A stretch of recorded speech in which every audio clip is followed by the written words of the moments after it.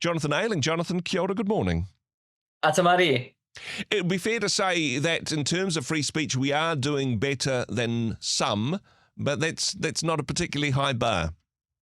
No, that's right. Look, broadly, Andrew, the English-speaking West, countries like New Zealand, Australia, Canada, and the UK have set the high watermark for all of humanity with what it is to live with basic human rights and freedoms, and so much of that has been founded on the Judeo-Christian perspectives that have embedded along with the political discussions that were emerging through the Enlightenment and such. So I think the context of our advocacy for free speech always has to be in the context that, no, we're not Russia, we're not Iran, we're certainly not North Korea. But there's also a responsibility that comes with the legacy that we've inherited of stewarding that consciously and seriously. And unfortunately, if we look today in New Zealand and overseas, some serious efforts are afoot to challenge the ability to ask questions, to speak freely, to challenge the status quo. And these are directly connected to the prosperity and peace that we know at the moment.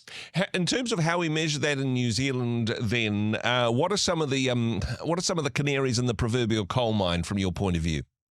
Well, some time ago, last year, the Free Speech Union conducted polling, and two of the questions that we asked were, do you think free speech is a defining cultural value for Kiwis? And 75% of respondents said yes. Another question that we asked was, do you think free speech is under threat? And a majority also said yes, free speech is under threat in New Zealand. So that's some empirical data that we have to look at. But some of the more anecdotal references that we might have are instances like last week in Wellington, where posties were given a flyer to deliver that made claims that some found offensive and others found untrue. And the posties took it upon themselves to defend the feeble-minded folk of Wellington and refused to deliver these leaflets. And the Postal Workers Union came out and said that it is their duty to be socially responsible and that they would not deliver. Can I just say, I think Postman Pat's getting ideas above his station, not meaning to be classist, but he's not the Postmaster General.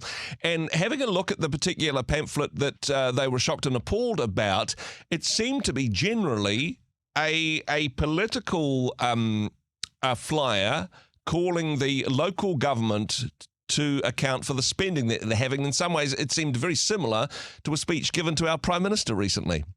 That's exactly right. And you know what, Andrew? I would say even the Postmaster General himself shouldn't pick and choose which mail is delivered. It's up to the people that receive this mail to decide if it's junk mail. At that point, they can throw it in the bin. But how on earth can they make that decision if they never receive it? And that's exactly right. It was very consistent with about getting back to basics, the way money has been spent in that particular context. It's been run by a ratepayer group that are going to be challenging the upcoming election. And I'm not surprised that the mayor, Tory Whanau, didn't appreciate some of the sentiments that were being shared there. But to then applaud post workers for refusing to deliver material that politically challenges her is a real issue to look at. I would say another example, Andrew, is an issue that we've discussed several times, which is the training that police are currently having to do to recognize, record, and respond to hate speech and hate crime. Now we won't go into the details here. A quick revamp is broadly the Free Speech Union contends that this training is actually illegal. We're pursuing conversational paths at the moment, but we're also preparing for legal action because we think the police have gone ahead of where Parliament has gone and what their mandate actually is. But as we're engaging as in good faith as possible with the Commissioner on this, they are replying. And on Friday, we received a response to a letter. And in it, he said, from the outset, this entire conversation needs to be grounded in the fact that the role of police is to ensure safety. We aspire to be the safest country in New Zealand. And I just think that's actually very telling. I think he probably made it as a somewhat offhand comment, but that's very, very problematic to me. Benjamin Franklin said, if you're going to exchange your freedom for a little safety, you'll forfeit both and you'll deserve neither.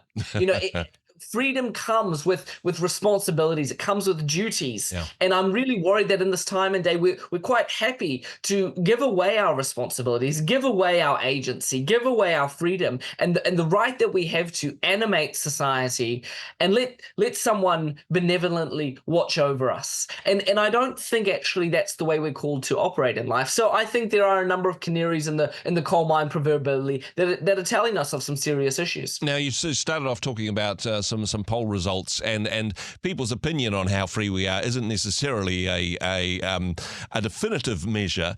However, the very pollsters that we use to measure the state of the nation in some regards, based on people's opinion, there's a little bit of a threat to freedom of speech for those that do the market research. That's right. I mean, freedom of expression guarantees three basic things, and I won't go into the details here, but broadly, it allows us to say largely what we want.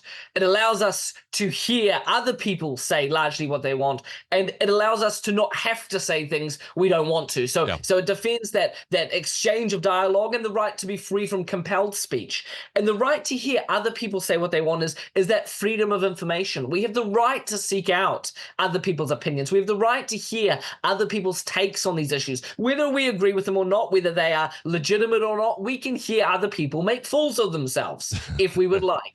And so it means the essence of this is about being allowed to ask the unspeakable question, to challenge the status quo, to posit theories that disrupt where we're at the moment that may or may not be right, but if they are going to move us forward. This is the essence of what has led our societies to progress, to grow, to develop new knowledge.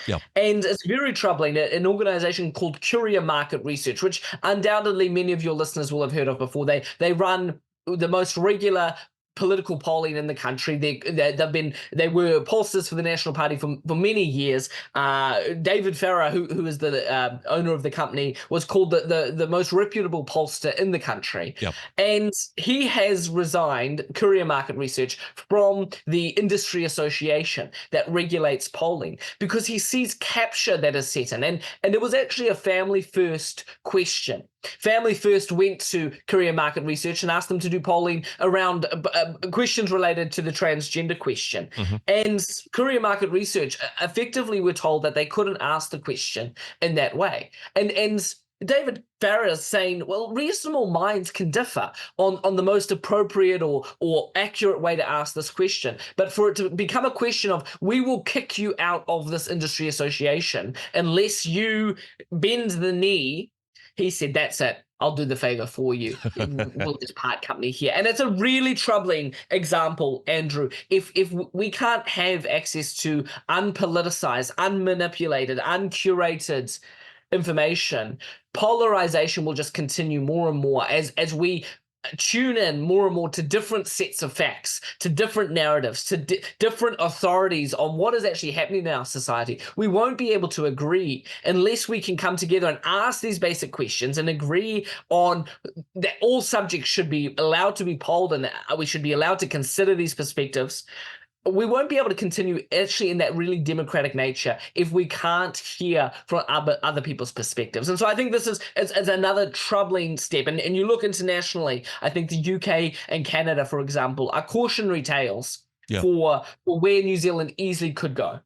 And hey, when your local Bobby is making decisions about what hate is, when your postman's deciding what's true or false, and when the Courier Research Company isn't even allowed to ask the question, certainly troubling times indeed. Now, these and other stories, of course, are being pursued hotly by the Free Speech Union, and thank you so much for what you and the team are doing. If people wanted to find out more, fsu.nz. Jonathan, thank you for your time today. Kia ora. Hey, thanks very much for joining us in the Rhema studio. Thanks very much for watching the interview. It's kind of nice to have an audience, actually. And if you did like what you watched, then do give us a like, do give us the thumbs up. And if you'd like to see more interviews like that one, or perhaps even better, subscribe and those interviews will come straight to you. Don't forget to turn on your notifications, and we'll see you in the next one. Cheers.